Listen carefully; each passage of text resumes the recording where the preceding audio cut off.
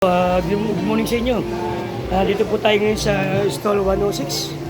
Okay, kay Sir George Cala speaking. Ito po yung ating bagong gawa po na ating foam wash. Nakita po nyo. Yan. 10 pisong lumabago, this 30 seconds. Ang gagamit ko dito. Okay. Ito po yung ating hose na hihigop. Ito na po yung ating hose po natin nabubuga po. Ayan. So, ayan po ang ating foam wash po. Ayan po, nakita po nyo. So, halagang 9,000 po. Meron na po kayo foam wash po. Automatic po. Ngayon, bubuksan po natin siya. Okay. Ito po yung kanyang timer. First that. Ito po yung kanyang machine. Ang power supply po natin is 30 ampere. Ganyan po kalakas. Para po di po mag-overheat.